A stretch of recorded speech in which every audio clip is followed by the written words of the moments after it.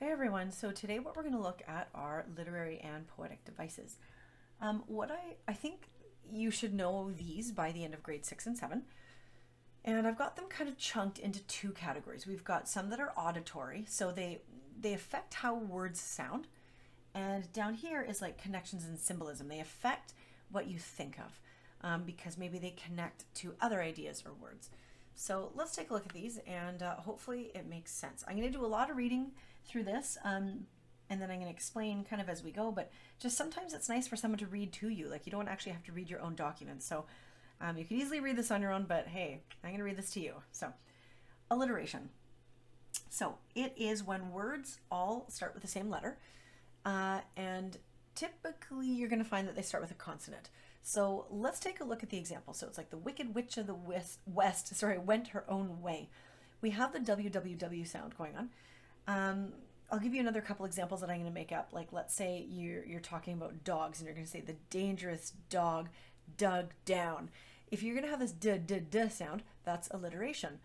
One of the nice things is when you're looking at poetic devices, often we wonder why. Like, why are we even doing this? What is the point? Like, you're given a poem and someone says, oh, find alliteration. And you're thinking, okay, I found it. Now what?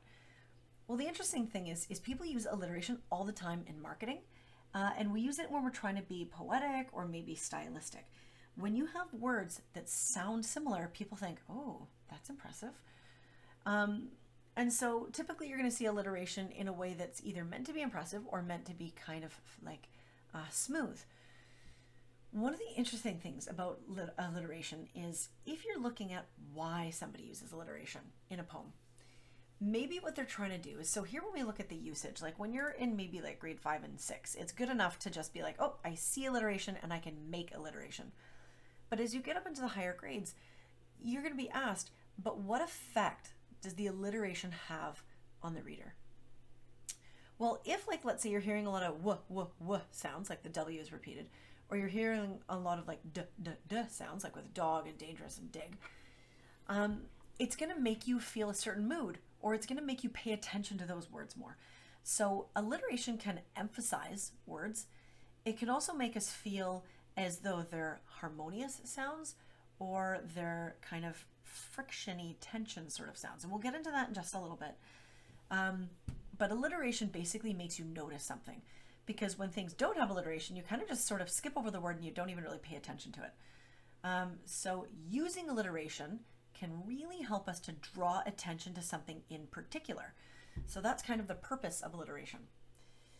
Assonance. So assonance is a repetition of a sound, typically vowel sounds within a sentence or a phrase. So it's kind of like alliteration, but it's in the middle of the word, and typically with vowel sounds. So as you can see over here, the examples I have are like long song at dawn. We've got the sound going on. The next one I have is the wheels of peace and freedom squeal, the screams of reason. You've got the E sound going on. And you'll notice, even if it's spelled differently, like EA versus EE, it's the same sound. And so we're not really paying too much attention to the spelling, because as you're listening to it, again, it's going to make you focus more on the words that have the same sounds. It's just what our ear naturally does. Cacophony, this is a favorite one of mine. This is when you have really harsh, horrible, dangerous sounds. And when you think of the letters of the alphabet, you're going to have some letters that sound scratchier than others. And my typical example is, like, let's say you're holding a baby and you're trying to, like, you're trying to have these like beautiful sounds to the baby. You're not going to go right, like you're not going to make these horrible sounds that are going to make the baby terrified. That's what cacophony does, though, is it's all the worst, scratchiest sounds in the alphabet. And this is really helpful if you have a poem about something scary or negative or dark. And the reason why that is because not only do the words in the poem tell us about danger, the sounds tell us about danger. And so the nice thing is, again, if your teacher says, find an example of cacophony, you're going to think of all the letters that sound harsh. So like k or d or r or t, right? Like all of the sounds that are just a little bit more jarring. And again, the purpose is that it helps our brains, our subconscious brains, to feel friction and tension and maybe fear before we even really understand what the words are. It's like our ears are already making sense of a theme before our brains. Euphony is the opposite. Euphony is, this is all the stuff you want to say to a baby, like it's all the sweet, beautiful sounds. So an example would be like silly Billy sweetly singing lullabies, like L, M, S, P, Y, all of the nice sounding letters in the alphabet. And it's tricky because you might be like, whoa, is S a good sound or a bad sound? Well, just go with the general gist. Like, do most of the sounds sound good? Do most of the sounds sound bad? I don't think you have to necessarily pick apart every single minute little sound. But if you're noticing that the sounds are really sweet and soft, then you have an example of euphony. And again, euphony is fabulous if, like, let's say you're writing a love poem. You're going to want to use sounds that sound nice in addition to words that mean nice things. If you're writing a love poem and you have a lot of cacophony, that might give the reader the subconscious or subtle feeling that maybe there's something wrong with the love that's being talked about in the poem.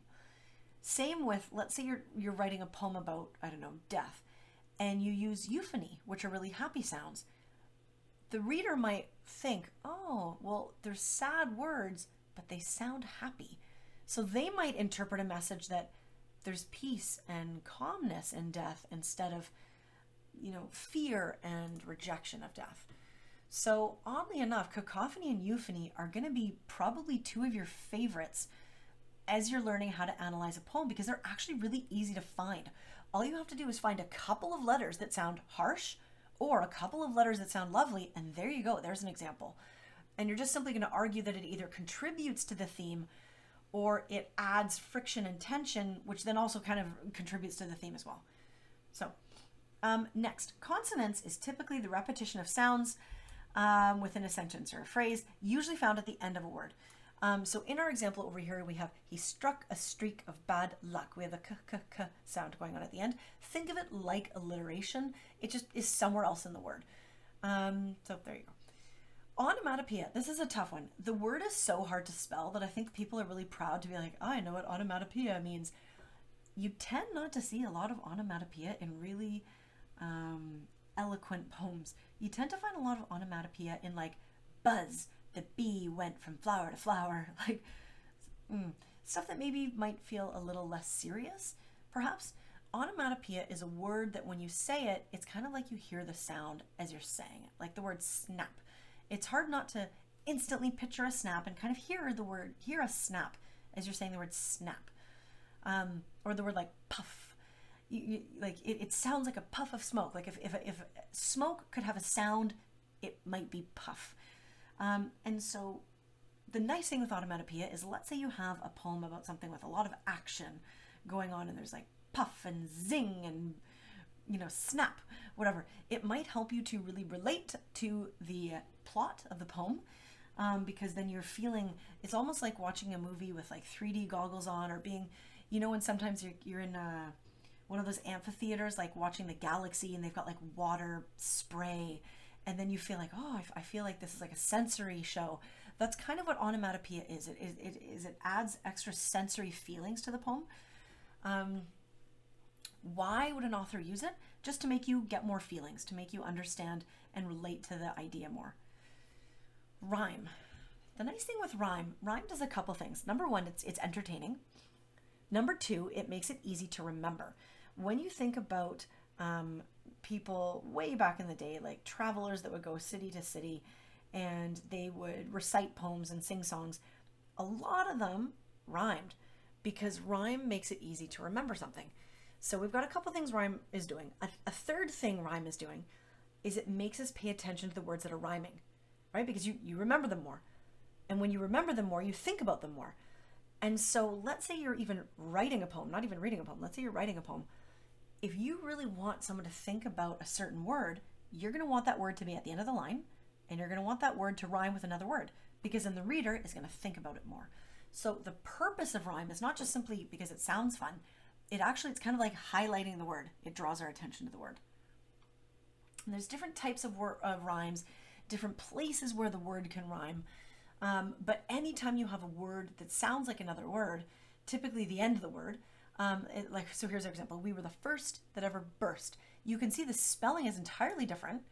The F and the B don't rhyme. It's the last part of the word, that sound, that repeats. So anyways, that's rhyme. These next ones are a little bit harder. So connections or symbolism. These are literary devices that actually connect to other ideas, and it's not so much the sound of the word, it's what the word means. So an allusion is kind of like a story within a story. It's like making a reference to another famous thing or event. So our example of allusion here is, it's like, I was surprised his nose was not growing like Pinocchio's. In this one, you actually wouldn't even have to you wouldn't even have to say the name Pinocchio. If let's say in my poem, I were writing about somebody I didn't like, and I could say, oh, they lie, and oh my goodness, their nose grows. And I carried on. I wouldn't even have to say Pinocchio, because Pinocchio is such a famous story that we know that if someone's nose is going to grow, it's probably a little reference, a little nod to the story Pinocchio. So that's an allusion. It can be kind of more subtle, like more hidden, or it can be more obvious, like this quote here where it says, I was surprised his nose was not growing like Pinocchio's. All right, next. Anthropomorphism. This is a really tricky one, so I'm just going to read this one out. So anthropomorphism can be understood to be the act of lending a human quality, emotion, or ambition to a non-human object or being. This is very, very similar to personification, so I'm going to kind of go over these at the same time. What that is animals act like people. Basically, you'd think it were a person if they didn't look like an animal. Like everything about them is human-like, except their appearance. So, for example, in the Disney film Beauty and the Beast, the clock, the candlestick, and the teapot all act and behave as if they're actually human beings. Like they have no, I shouldn't say no, but almost all of their thoughts and feelings and whatever, they're human. The point of this, why do people do that? I don't know. Maybe it makes us understand certain parts of, like, let's say you're making a tree act like a human. Maybe it bridges those two worlds. If you've got nature, you've got human, and then now we've got this bridge. And maybe it helps us to understand the trees more and nature more. Personification is kind of similar, but think like diluted, a little bit less. So this is only a tiny piece acts human. So anthropomorphism is like, let's say it's a story about a fox, and that fox goes to university, and that fox gets married, and the fox has a house with a white picket fence. That would be anthropomorphism. If you have something that's only a little teeny tiny bit human, we're going to call it personification. So this is something like the wind whistled. You know, the story is not like the wind got up and walked around and grabbed the newspaper and had a cup of tea, right? It's just simply the wind whistled. And the wind, I mean, it doesn't actually whistle. Like it's the sound of wind on something else that's making the whistling sound. It's not like the wind has a mouth and is going woo. So another one is like the leaves danced in the wind. Here we can picture it like it looks like they're dancing, but we know they're still leaves. We're not assuming that these leaves are lots of people leaves that are doing a jig. It is a little bit toned down from anthropomorphism. And again, what is the purpose of that? Well, you know what? Again, kind of like the bridge thing. Let's say you're describing a poem about the forest or something, and you're like, you know, the wind is whistling and the leaves are dancing and the trees are, I don't know, what would a tree do? Bow in the wind. And you could say like the grass was shivering in the, I don't know, twilight, who cares? If you're giving these kind of qualities to the nighttime and the wind, it makes it seem a little more eerie, because it's not like nature's just nature. Now it feels like nature has human qualities, like nature is in control. Nature maybe seems more in power than we would want nature to be. So it can kind of create a certain feeling or mood if things that aren't human are a teeny tiny bit human. So imagery. The nice thing with imagery is it's good and bad. Imagery is basically everything in a poem that makes you think of something. So it's good because almost every poem is going to have imagery. It's kind of bad because it's like saying that numbers are in math. Well, of course, it's almost like a given. So if you were to say, I like this poem because it has imagery, you're not really actually saying a whole lot of anything. So imagery is anything that makes you come up with a mental picture. And so it's kind of one of those weaker ones where if you're analyzing a poem and you don't know what else to say, just talk about the imagery. Whatever picture you get in your mind because of the words that you read, that's going to give you imagery. So anyways, there it is. Next one, metaphor. Metaphor and simile we kind of teach together. They're very, very similar. Metaphor is a comparison without using like or as. Simile is the one that uses like or as. So it's as simple as she is the sun in a metaphor. A simile would be she is like the sun. And so there's kind of two purposes. There's kind of two reasons why we do this. If you had a metaphor, your comparison is stronger, right? If let's say I'm writing a poem, let's say it's a love poem, it's about a girl. If I were to say she is the sun, I sound more in love or impressed with the girl than if I were to say she is like the sun.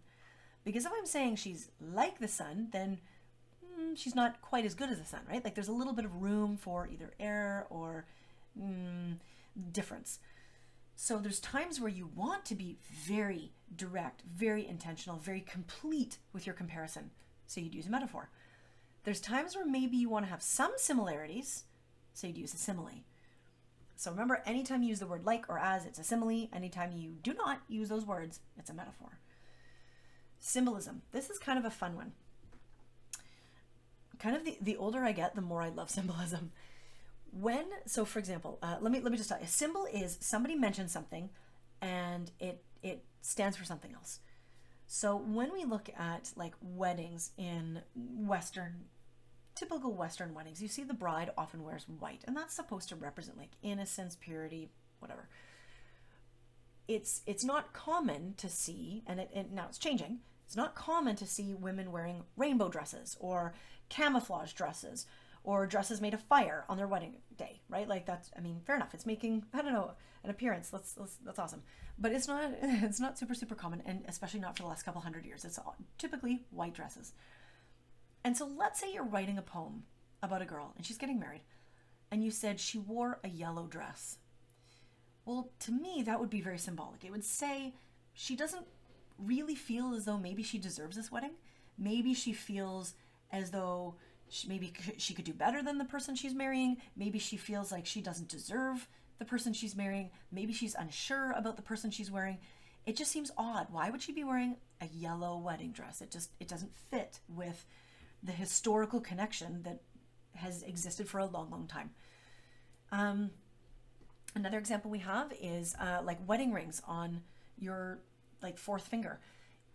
If somebody, like let's say they were getting married, let's say you see a couple up at the altar, the one person places a ring on the other person's thumb. You'd be like, what's going on? What did you miss the finger? Like how did the ring end up on the other finger? Like there's certain things that if people act in a similar way, you almost don't see much symbolic about it. Sometimes it's when it stands out and it's different from what you're used to seeing, then it might seem like a symbol. There was a movie a while ago, and I forget the title, but basically anytime something dangerous was happening, the characters were like wearing red, or red was like a common color. And in that case, red symbolized danger. But you've seen in movies before, red can symbolize love.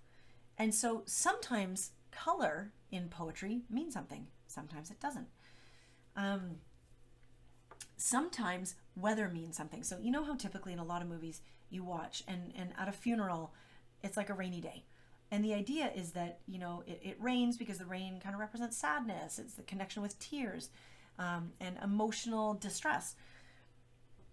You don't often see in movies funerals with beautiful bright skies and birds chirping and people running and having picnics in the background. That's not typically what we see in Hollywood movies.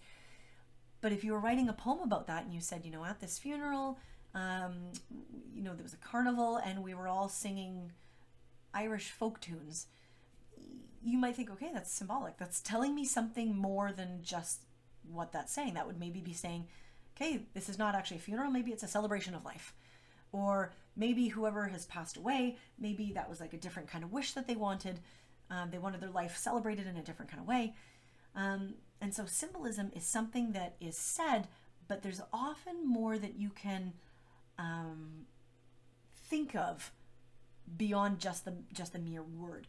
So let's pretend, I just like examples because I don't know, it's kind of fun. Let's imagine you're on your way to the job interview. And let's say you're supposed to wear nice clothes, whether it's like a suit or a dress, it doesn't really matter. But let's say you wear ski boots. Like, it would not make sense. And so that would be kind of symbolic of either, like, is it defiance? Are you trying to prove something by wearing ski boots with your suit or your dress? And so anything that kind of stands out, or you're thinking, ooh, that might give us some clues as to something else that's going on, that's symbolic, that's symbolism. Here's another example. Let's say you're writing a poem, and in the poem, two people are talking, and one of them smiles and one of them does not. But maybe in the poem, both of them smile. Maybe in the poem, neither one of them smile. Well, the smile can tell us, is the conversation going well? Is one person enjoying the conversation more than the other person? So it doesn't even have to be a thing. It can be an action or a gesture or the way the gesture is happening, right? Like, again, let's say, for example, somebody's returning home from a trip. The family's at the airport. They're greeting them at the airport, and the person returning from the trip sees them. The family's all excited at the end of, like, not the tarmac, but, the greeting area. And the person returning home from the trip, they either run to their family, they walk to their family, they skip to their family, maybe they do cartwheels to their family, maybe they walk away from their family, or they walk around their family. Even their actions, that can be a symbol. It tells us more than what is being told directly. Okay? Hyperbole is super exaggeration. My favorite one is like, I'm starving, and you ate 2 hours ago. That's not starving. That's just snackish or boredom, right? So hyperbole is you're taking something, and some people say hyperbole, it doesn't really matter. It's when you take an idea and you make it super exaggerated. So let's say, for example, you just meet a new friend, and after 2 minutes you're talking, you're like, oh my gosh, I love you. That would be weird, right? Because generally you don't fall in love with someone after 2 minutes, especially if it's just kind of a friend. Like, you might really appreciate them, but that's bigger than reality. Okay, that's hyperbole. Juxtaposition is where you have two opposing ideas close together. And it doesn't actually have to be touching, but near-ish. And so let's say, so some of the examples I have here is like beauty and ugliness, good and bad, happy and sad, black and white, rain and sun. It's when you have two ideas that generally are opposite each other and they're near each other. The nice thing about juxtaposition is that it tells us to feel tension. It tells us to feel maybe confusion or friction or frustration, because we have things that are put together that don't normally go together. That's what it is. And so the poem can do a lot of speaking without having to tell us much more than just simply, I felt sunny and rainy all at the same time. Well, that tells us things aren't going super smoothly, because you don't have two random opposing things together and still feel smooth. Finally, the last one is an oxymoron, and that's basically, think of it like a juxtaposition, but even closer. So the words are actually put kind of side by side. So like, for example, deafening silence, which I'm sure we can all relate to. Like, let's say the teacher asks a question, no one wants to answer, and you're just sitting there, and it feels like you're just wishing and praying, can someone please just answer the question? Because it feels like the silence is so intense. But it would be weird to have deafening silence like that. That literally makes no sense. It can't be so quiet you go deaf. That would be weird. So oxymorons can have this, it's almost like hyperbole. It's almost like hyperbole and juxtaposition combined. It makes us feel extreme friction and tension, which can then help us understand the theme a little bit better. So there we are. Those are the literary devices that I think you guys should know by the end of grade 6 and 7. All right. Good luck.